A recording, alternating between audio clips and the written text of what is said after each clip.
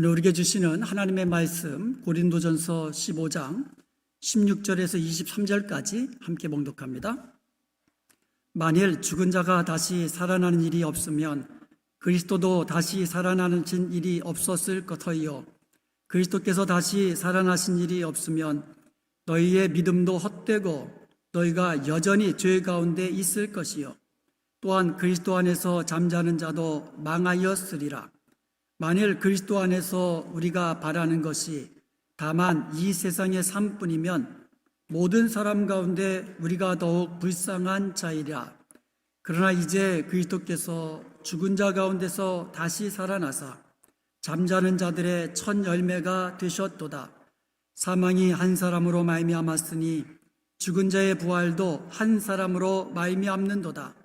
아담 안에서 모든 사람이 죽은 것 같이 그리스도 안에서 모든 사람이 삶을 얻으리라. 그러나 각각 자기 차례대로 되리니 먼저는 첫 열매인 그리스도요 다음에는 그가 강림하실 때에 그리스도에게 속한 자요. 아멘. 여러분, 세종대왕이 누군지 잘 아시죠? 세종대왕은 역사적으로 존재했던 인물입니다. 마찬가지로 예수님도 유대 땅 베들레헴에서 태어나시고요 갈릴리 나사렛에서 자라신 역사적으로 실제로 존재하셨던 인물이에요. 여러분, 이수진 장군 잘 아시죠? 임진왜란 때 노량해전에서 전사하셨잖아요. 마찬가지로 예수 그리스도께서 갈보리 언덕 위에서 십자가에 달려 죽으신 것 또한 역사적인 사건입니다. 그런데 문제는 부활이에요. 사람들은 죽은 자의 부활에 대해서 믿지를 않아요. 이것은요, 오늘날 사람뿐만 아니고요, 초대교회 당시 사람들도 마찬가지였어요. 어떻게 죽은 자가 다시 살아날 수 있느냐? 믿지를 않았습니다. 이러한 질문에 대해서 성경은 오늘 본문에서 이렇게 대답합니다. 만일 죽은 자의 부활이 없으면 예수 그리스도께서도 다시 살아나지 못하셨을 것이요. 이렇게 대답을 합니다. 그러면서 반대로 예수님이 부활하셨다면 그것은 죽은 자의 부활이 있다는 증거라고 그렇게 대답해 주고 있습니다. 죽은 자가 부활이 없으면 예수님도 부활하지 못할 거예요. 거꾸로 예수님이 부활하셨다면 죽은 자의 부활도 있는 거예요. 즉 예수님의 부활하신 사건은요, 죽은 자에게 부활이 있다는 것을 증명해 주는 사건인 것입니다. 그러므로 오늘 말씀을 중심으로 예수님의 부활이 확실한 것이고 또 그것을 믿는 우리들도 부활할 것이 확실한 것이며 그리고 부활을 믿는 사람들은 어떠한 삶을 살아야 되는지에 대해서 말씀을 나누며 하나님이 주시는 은혜를 나누도록 하겠습니다. 여러분, 예수 그리스도의 부활은 확실합니다. 예수 그리스도의 부활을 부인하는 사람들 가운데 소위 기절설을 주장하는 사람이 기절설. 예수님이 죽었다가 부활하신 것이 아니라 십자가상에서 잠시 기절했다가 그러다가 장사되고 나중에 깨어난 것이다. 이렇게 주장하는 사람도 있어요. 그런데 여러분, 로마 군사들이 십자가상에서요, 예수님이 죽었나 안 죽었나 확인해 보기 위해서 창으로 옆구리를 찔렀잖아요. 그래서 예수님은요, 창으로 찔려서 물과 피를 다 쏟으시고 그렇게 죽으신 겁니다. 그런데 만약에 실제로 한번 생각해 보세요. 혹시 기절했다가 잠시 십자가 위에서 기절했다고 쳐도 그 사람들이 어떻게 했습니까? 그 독한 방부제를 전신에 바르고 그 다음에 세모포로 머리부터 발끝까지 꽁꽁 싸맸잖아요. 그러니까 기절했어도 숨 막혀 결국은 돌아가실 수밖에 없는 거예요. 말도 안 되는 주장입니다. 여러분, 예수 그리스도의 부활은 확실한 것이에요. 예수 그리스도의 부활이 확실하다는 몇 가지 증거가 있는데 그 중에서 첫 번째가 빈 무덤이에요. 예수님의 무덤은 비어 있습니다. 이것에 대하여 예수님의 부활을 부정하는 사람들 가운데는요, 로마 당국이 예수님의 시신을 훔쳐갔다고 주장하는 사람이 있어요. 한번 그런데 생각해 보세요. 초대교회에서요, 오순절 날 이후부터요, 제자들이 예수 그리스도의 부활을 증거했더니 하루에 3,000명, 하루에 5,000명씩 믿는 자들이, 회개하고 세례를 받고 믿는 자들이 그렇게 막 생겨났어요. 그런 와중에 만약에 로마 당국에서 예수님의 시신을 훔쳐갔다면 왜 안 내놨겠어요? 저 사람들이 말하는 예수 부활은 다 거짓말이다. 시신이 여기 있다. 예수님의 시신만 내보내면 간단하게 잠재울 일이었어요. 그런데 로마 당국은 그렇게 하지 못했어요. 왜 그렇습니까? 로마 당국이 예수님의 시신을 가져가지 않았기 때문에요. 거꾸로 예수님의 제자들이 시신을 훔쳐가고는 예수님 부활하셨다, 이렇게 주장한다고 말하는 사람들이 있어요. 그런데 여러분, 예수님의 시신을요, 이 무덤에 안치해놓고는 그 무덤 입구에다 커다란 육중한 돌로 막았어요. 그거는 한두 사람의 힘으로는 열 수 없는 그런 거대한 돌로 입구를 막은 거예요. 그리고 여러분, 그 무덤에다가 임봉을 했어요.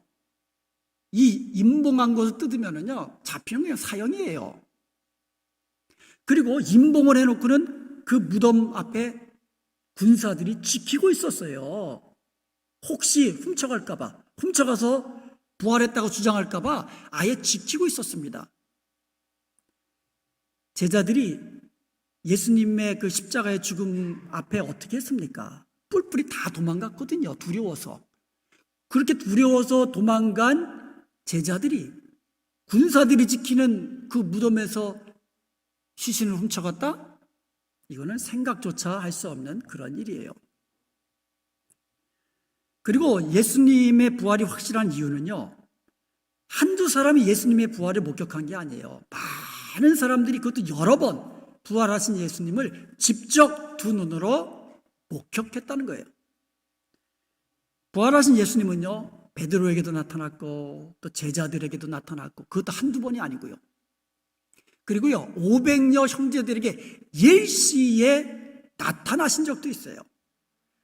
그 가운데 많은 사람들이 여전히 살아있는 그 상황 속에서 예수님 부활하셨다? 그 거짓말로 증거한다? 말이 안 되는 거거든요. 그리고 예수님의 부활을 목격했던 그 수많은 사람들이요, 한결같이 목숨을 걸고 예수님 부활하셨습니다, 예수님의 부활의 복음을 목숨 아까워하지 아니하고 증거한 줄로 믿습니다. 이것이 예수님의 부활의 증거가 되는 거예요. 그리고 세 번째로요, 부활하신 주님을 만난 제자들의 모습이 극적으로 변했다는 거예요. 예수님의 부활 이전과 이후의 제자들의 모습이 완전히 바뀌었다는 거예요. 가룟 유다를 제외한 예수님의 제자들과 초대교회의 많은 성도들 가운데 예수님의 부활을 증거하다가 순교한 사람들이 상당히 많습니다. 아니, 이들이 자기 개인적인 무슨 이득을 얻기 위해서 극세 목숨 걸고 예수님의 부활을 증거하다가 죽었습니까? 그건 아니잖아요. 당시에 예수님의 부활을 증거하다가는요, 잡히면 그냥 목숨을 걸어야 되는 그런 일이었어요. 지금처럼 다니면서 예수님 믿으세요, 예수님 십자가 죽으셨다, 부활하셨습니다, 이렇게 전할 수 있는 분위기가 아닙니다. 그런 분위기 속에서 목숨 걸고 순교를 각오하고 예수님의 부활을 증거한다는 것은 예수님의 부활을 친히 목격하지 않고는 이거는 있을 수 없는 일입니다.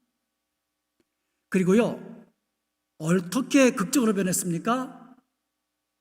의심하던 제자들이 믿음과 확신하는 제자들로 바뀌었습니다. 두려워하던 제자들이 목숨 걸고 담대히 예수 그리스도의 십자가의 죽으심과 부활을 증거하는 부활의 증인으로 바뀌었던 것입니다. 더 이상 두려워하지 않았습니다. 마음에 예수님 주시는 평강을 누리게 된 줄로 믿습니다. 고난 속에서도 핍박 속에서도 그들은 평강 누리며 그렇게 담대히 복음을 증거할 수 있는 것, 부활하신 주님을 목격했기 때문인 것입니다. 그들의 순교의 비후에 초대교회는요, 요원의 불길처럼 빠르게 그 복음이 확산되어 나갈 수 있었던 것입니다. 그런데 여러분, 우리가 예수님의 부활을 확신하는 가장 큰 이유가 있습니다. 그것은 바로 성령이에요. 성령. 우리 안에 계신 성령님이 예수 그리스도의 부활을 증언해 주시는 거예요.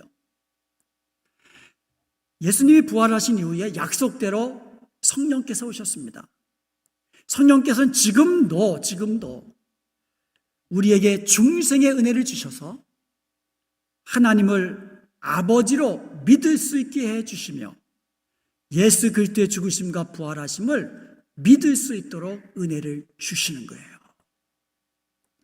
그리고 지금도 우리 안에 계신 성령께서 권능으로 함께하여 주셔서 부활의 증인으로 새 생명 가운데 다시 태어난 새 사람으로 살아갈 수 있는 능력을 주시는 줄로 믿습니다.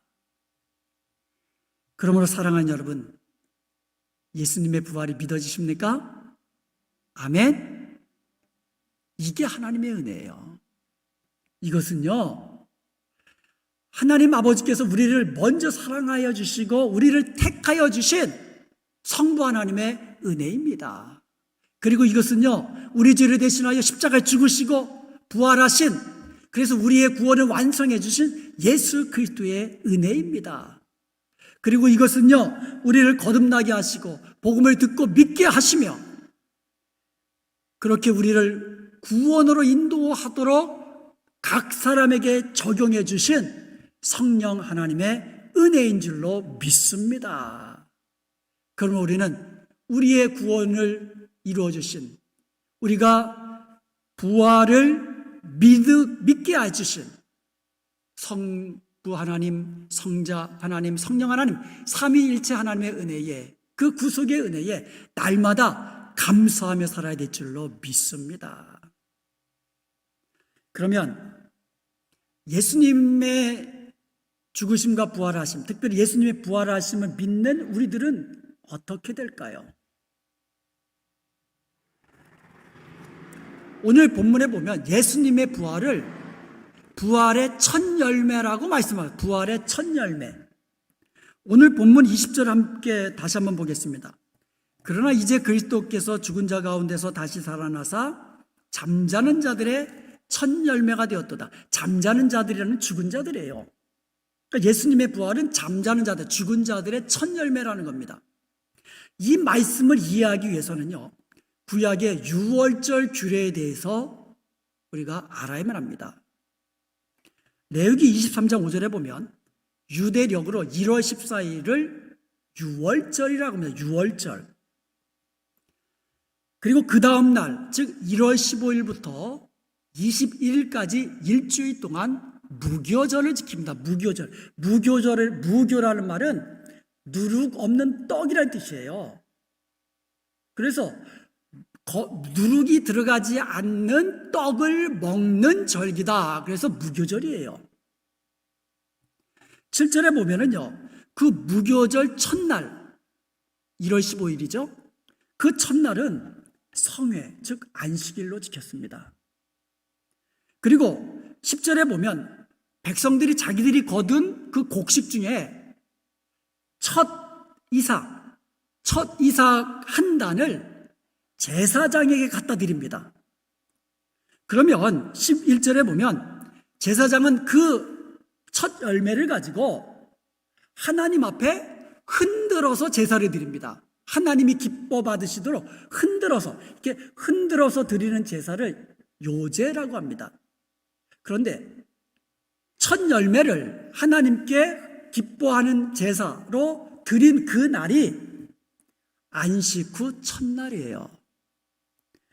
자, 이거를 도표로 한번 간단히 정리해 보겠습니다.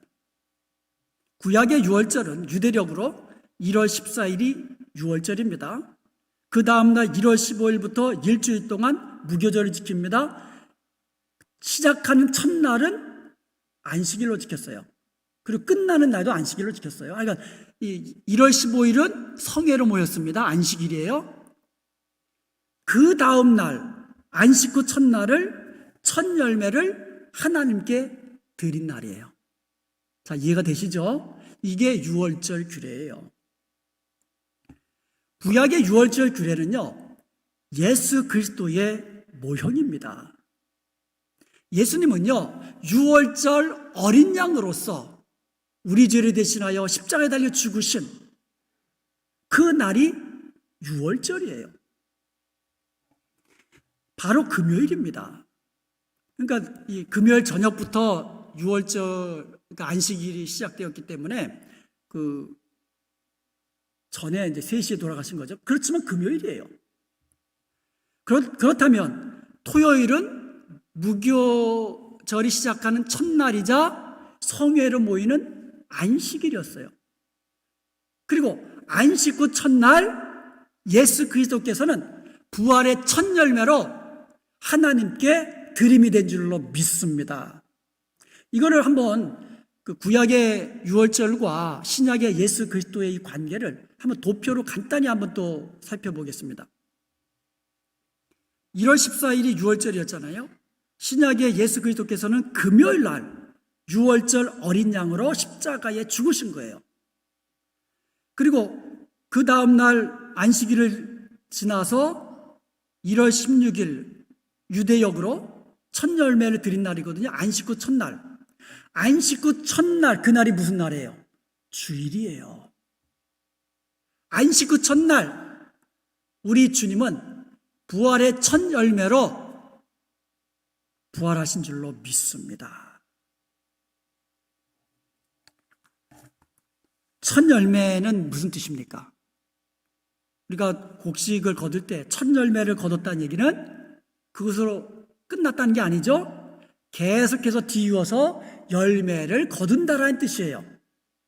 그러므로 예수님께서 부활의 첫 열매가 되셨다는 말은 우리 예수님을 믿는 성도들도 예수님을 뒤따라서 계속해서 부활로 일어나게 될 것을 말씀하고 있다라는 거예요.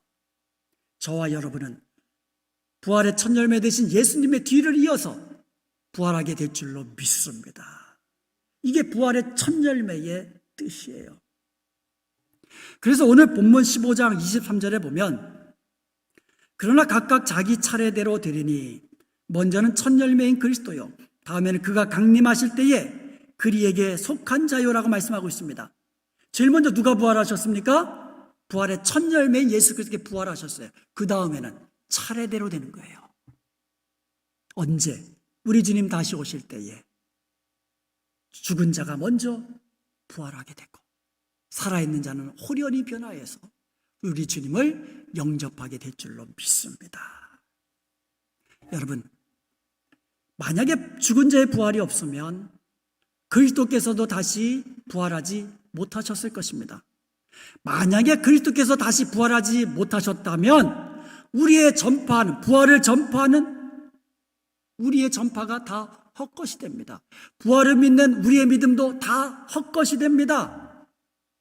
그리고 우리들은 거짓 증인들이 되고요. 그리고 우리는 여전히 죄 가운데 있을 것입니다. 그리고 우리는요, 그리스도 안에서 망하는 자들이 되었을 것입니다. 그러나 여러분, 예수 그리스도의 부활은 확실합니다. 그러기에 죽은 자의 부활이 있는 것이고, 그러기에 우리도 예수님, 부활의 첫 열매 되신 예수님의 뒤를 이어서 부활하게 될 줄로 믿습니다. 예수 그리스도의 부활이 있고 우리의 부활이 있기 때문에 우리가 이 땅에서 사는 우리의 수고의 열매 하나도 헛되지 않고 하나님 나라에서 면류관으로 빛나는 영광으로 우리가 받게 될 줄로 믿습니다. 그렇다면 부활을 믿는 성도들은요, 이 땅에서 어떤 삶을 살아야 될까요? 고린도전서 15장을 부활장이라고 해요. 그러니까 부활에 대해서 잘 정리해서 설명해 놓았어요. 이 부활장, 고린도전서 15장 부활장의 맨 마지막 결론이 이렇게 됩니다. 57절과 58절, 맨 마지막 결론이에요. 부활에 대해서 막 설명하고 결론이에요. 이것이 오늘 저와 여러분의 결론이 되길 바랍니다. 자, 57절을 보겠습니다. 우리 주 예수 그리스도로 말미암아 우리에게 승리를 주신 하나님께 감사하노니. 58절, 그러므로 내 사랑하는 형제들아 견실하며 흔들리지 말고 항상 주의 일에 더욱 힘쓰는 자들이 되라. 이는 너희 수고가 주 안에서 헛되지 않은 줄 알미라. 부활을 믿는 우리 성도들은 첫 번째로 감사하라고 이야기해요. 감사하라고.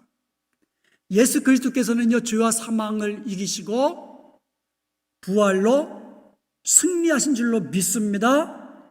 이 사망 권세 이기신, 승리하신 이 주님의 그 권세가 우리에게도 있는 거예요. 그래서 오늘 본문에서 뭐라고 고린도전서 15장 57절에 뭐라고 이야기하십니까? 예수님을 믿음으로 구원받는 우리에게도 예수 그리스도로 말미암아 부활의 승리를 주시는 하나님께 감사하라고 말씀하고 있습니다. 저와 여러분은 부활의 승리를 이미 누리고 있는 부활의 증인인 줄로 믿습니다. 여러분 감사하며 사십시다. 예수님 부활, 내 부활. 아멘. 이것을 감사하며 사십시다. 이게 하나님의 은혜거든요. 두 번째로 견실하여 흔들리지 말라요. 견실하여 흔들리지 말라. 견실하여 스테페스트라고 하거든요. 아주 그냥 굳건히 서 있으라는 얘기죠. 견실하게. 그리고요, 흔들리지 말고라는 말이요, 신약 성경에서 여기만 사용됐어요. 이 헬라어가 아메타 키네토스라고 하거든요. 신약 성경에서 여기만 사용됐어요. 근데 여기서요, 앞에 아라는 말은 이게 부정을 나타내는 접두어입니다. 그래서 이것은요, 아라는 단어와 메타키네오라는 말의 합성어예요. 메타키네오라는 말은 move away from이라고 하거든요. 여기서부터 그냥 옮겨가는 건데 앞에 낫이 붙어 있으니까 뭐예요? 지금 있는 자리에서 꼼짝도 하지 말고 움직이지 말라는 뜻이에요. 영어로 하면 이 moveable이거든요. moveable, 움직이다는 거 아니에요? 움직일 수 있다는 얘기죠.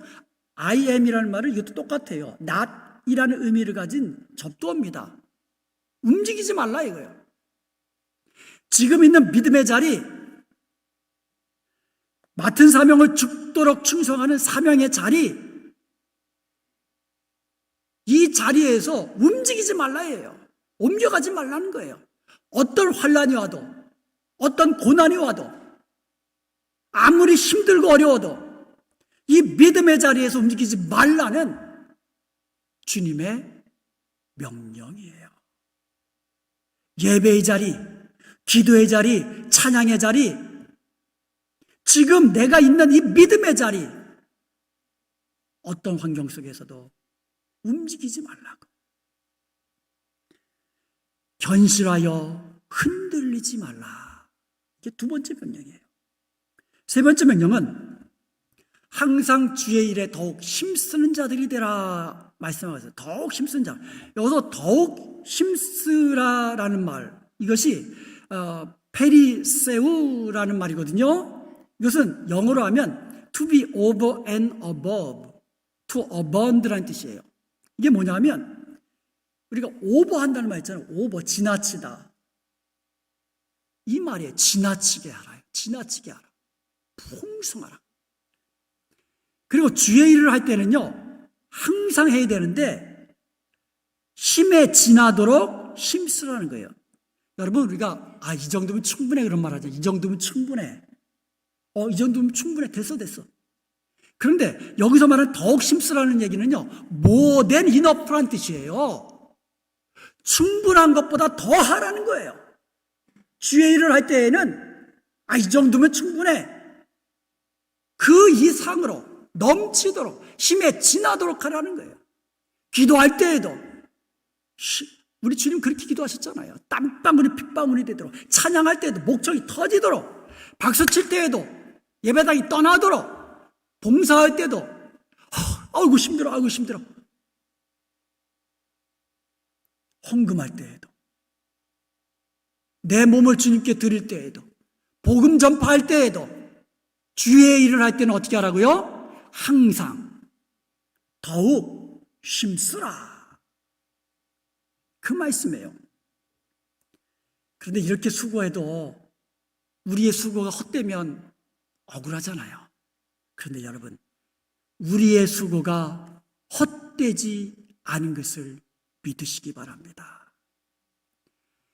계시록 22장 12절에 보면 보라 내가 속히 오리니 내가 줄 상이 내게 있어 각 사람에게 그의 일한 대로 갚아 주리라. 할렐루야. 그러면 사랑하는 여러분, 지금 이제 코비드, 이 코로나19 팬데믹 벌써 1년이 지나가고 있습니다. 이런 상황 속에서도 우리가 부활을 믿는다면 견실하여 흔들리지 말고 믿음의 자리에서 옮겨가지 말아야 될 줄로 믿습니다. 그리고 우리가 주의 일을 할 때에는 그것이 무슨 일이라 할지라도 항상 더욱 힘써야 될 줄로 믿습니다. 주의 일은요, 교회 안에서만 하는 게 아니에요. 가정에서도 하고 직장에서도 하고 여러분이 있는 그 자리에서도 할 수 있는 것이 주의 일이거든요. 주님이 기뻐하시는 주의 일을 할 때에는 항상 해야 되고요, 더욱 힘쓰며 힘에 지나도록 그렇게 주님 앞에 헌신하며 그렇게 달려가십시다. 그리하여 주님 다시 오시는 그날에 부활의 첫 열매 되신 예수님을 뒤이어서 우리가 부활의 영광 다 함께 동참하는 영광스러운 면류관 다 받아 누리는 저와 여러분 되시기를 주님의 이름으로 축원드립니다. 아멘.